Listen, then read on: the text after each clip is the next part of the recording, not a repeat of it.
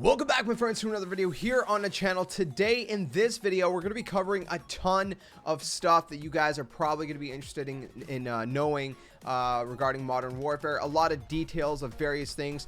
Obviously I don't want to make a video for every single topic, so I'm just going to compile it into this video and hope you guys enjoy all of the content. There is a lot, and I mean a freaking lot of stuff to cover. So without further ado, let's not waste any time and jump straight into it. The first thing we're going to be talking about is leaderboards and combat records. It's going to be there, and it's going to be there on day one. Modern Warfare features both leaderboards and combat records, which you can find under the barracks section in multiplayer for players to check out their the leaderboards and their own combat records and things like that and all that good stuff. Now the combat records in Modern Warfare actually go in depth on each of the weapons, all of the equipment, which gives a whole lot more statistics for each of the different items that you can use in Modern Warfare, which is pretty freaking cool. So of course, Modern Warfare combat records lets you see things like your KD, your weapon usage, your stat tracking, your history of the overall player profile and different things like that as you progress through different weapons, items, etc. in Modern Warfare. Okay, so the next thing we're going to talk about is weapons and weapon progression. There's going to be a lot of weapons in the game, but we're going to be talking about specifically weapon levels. Now, there's a lot of levels in for your weapons in Modern Warfare. Each weapon has between 50 and 71 levels to progress through. And the level kind of varies based on the weapon. For example, a gun like the M4 will have 71 levels, but the P90 would only have like 50 levels. Of course, there's a ton of attachments. Weapons have like tons and tons and tons of attachments, and you can unlock attachments and level up your weapons across all game modes, whether it's multiplayer, spec ops, campaign, etc., which is obviously very, very nice. And as you upgrade your weapons, or level up your weapons rather, you also get bonus player XP as well. Certain levels will unlock new attachments to use in Gunsmith, but other levels will unlock new camo classes in Modern Warfare. And of course, as you unlock new camos as well, those are some bonus XP for your player progression as well. So there's a bunch of different ways to upgrade both your player and your weapons. Of course, there's also a ton of cosmetic variants for your weapons in the game, which can be unlocked in various ways. Some of them are pre-order bonuses, of course. Some of them are earned through completing objectives and just different things like that in the game. Okay, so speaking of cosmetics and things like that, Modern Warfare features missions, which unlocks or allows you to unlock new rewards. We talked about that a little bit more in depth the other day in a different video. If you want to hear the whole kind of rundown, definitely check that out. But essentially, each mission challenge will have between 5 and 8 objectives, and completing each objective will earn you both XP bonuses or cosmetic items. So that's another way you can unlock cosmetic items. Every single mission challenge does have a final loot reward, which is usually a special cosmetic weapon variant. Again, these are all cosmetic. This isn't weapon variants in the same way as Advanced Warfare. Not at all. It doesn't change the statistics of your weapon.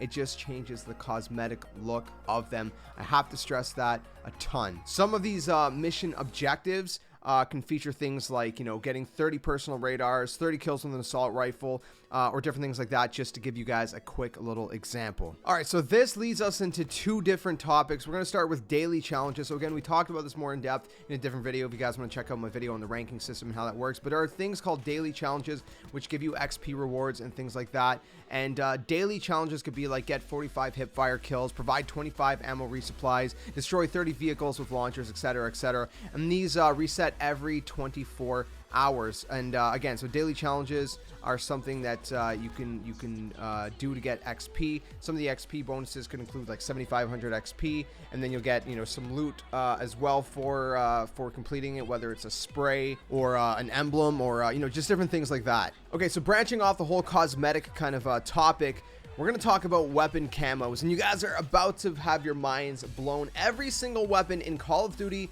Modern Warfare has 103 camos. 103 camos for every single weapon in the game. And these are not camos that are coming later or that are going to be part of the battle pass or the item shop or whatever they're going to be calling it. These are literally just 103 unlockable camos that are earnable starting right now, launch day. And it's pretty freaking crazy. There's actually 10 different categories of weapon camos to unlock. They're unlocked just by leveling up the weapon, and each of the 10 categories unlocks at different weapon levels. So the 10 categories are spray paint, woodland, digital, urban, splinter, topo, tiger, stripes, reptile, and skulls. I absolutely love the sound of skulls. I want to see what those look like. It's going to be pretty freaking crazy. But that's 100 camos, so there's 10 per 10, right? So that's 100 camos.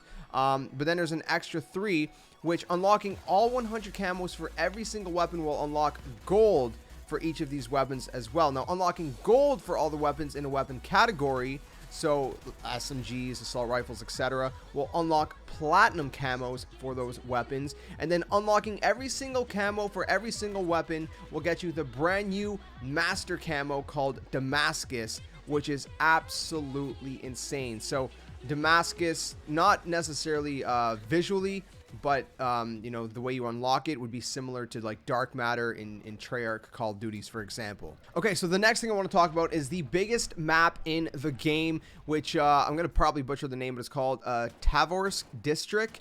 And you guys can see a screenshot up on screen of it right now. It's absolutely crazy. It's super huge. Apparently it's the biggest map in Call of Duty Modern Warfare, and probably in Call of Duty history actually.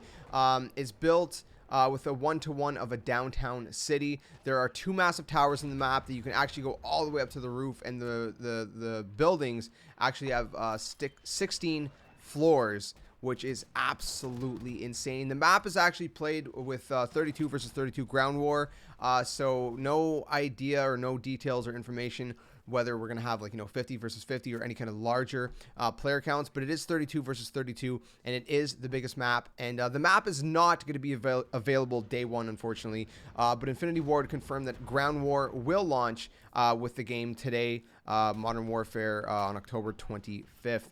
And so, again, this map is not going to be there day one, but it will be there, I guess, shortly after, hopefully. Okay, so speaking of large-scaled ground war, there's a new thing called Defcon in Ground War, which is has to do with capturing all 5 flags. So if a team captures all 5 flags and holds 5 flags for 30 seconds straight, a nuke will go off and they will win the game. You do not have to have the highest score. You could be trailing by like 100 points, and then all of a sudden your team just has this crazy breakthrough. You guys capture all 5 flags, you hold them for 30 seconds, a nuke goes off, you win the game. It doesn't matter if the other team was ahead of you in points. It's pretty crazy. I think that's really cool, because I mean, 30 seconds to hold 5 flags in a 32 versus 32 ground war, I mean, that's going to be very, very difficult. I think that's a really, really cool thing. So again, what's going to happen is there's going to be kind of like a little thing that pops up on screen at the top middle of your screen. It's going to say Defcon, and it's going to have a counter. And if that counter runs out without any, or the opposing team who is doesn't have any flags, if they can't capture a flag and the time runs out, nuke goes off, and the team that was holding all 5 flags will win the game. Pretty crazy stuff, man. Okay, so the last couple things we're going to be talking about is how to unlock every single operator in the game. As you guys know, there are things called operators, and some of the challenges for the operators involves multiplayer challenges. Some of them involve campaign, others are tied to spec ops, and all different things like that. So if you want all the operators unlocked, you're gonna have to play every single game mode. And so we're gonna go through the coalition faction first. So for Thorn, you got to complete the Piccadilly campaign mission, if I'm pronouncing that right. For Charlie, you need to play 25 public matches. For Otter, you need to complete Operation Paladin in Western Verdansk. For Domino, you need to win 5 matches of gunfight. For Golem, you need to complete Operation Headhunter in downtown Verdansk. For Wyatt, you need to complete the Wolf's Den campaign mission. For D-Day, you need to complete the Hunting Party campaign mission. For Alice, you need to complete the Operation Harbinger in Eastern Verdansk. And for Rain, you need to get 500 LMG kills. So that's for the Coalition faction. But then we have the Allegiance faction. So for Minotaur, you need to get 300 assault rifle kills in multiplayer. For Bale, you need to complete the Into the Furnace campaign mission. For Rodion, you need to complete the Operation Just Reward in downtown Verdansk. For Azur, you need to complete the Old Comrades mission in the campaign. For Grinch, you need to get 100 headshots in multiplayer. For Zane, you need to complete all the given co-op operations in Verdansk. For Jaeger, if I'm pronouncing that right, you need to complete the Proxy War campaign mission. For Kruger, you need to execute 25 finishing moves. And for Sid, you need to kill 5 Juggernauts in any co-op mission. So those are all of the operators and how you unlock them. And the last thing I'm going to mention is everybody that is involved in the creation of Modern Warfare includes Infinity Ward, High Moon Studios, Beenox, Raven, and Sledgehammer Games. Yes, even Sledgehammer Games had a little part in the creation of Modern Warfare. And I don't know exactly what each company's involvement was particularly or specifically, but I do know that all of those were involved in Modern Warfare to some extent or another. So that's all the information I have for now for this video. Don't want to make it too long, so let me know what you guys think about all this brand new information in the comment section below, and we're gonna have a ton of Modern Warfare content for you guys as the next few days kind of rolls on in the next few weeks, and etc. etc. It's gonna be a great year for Call of Duty.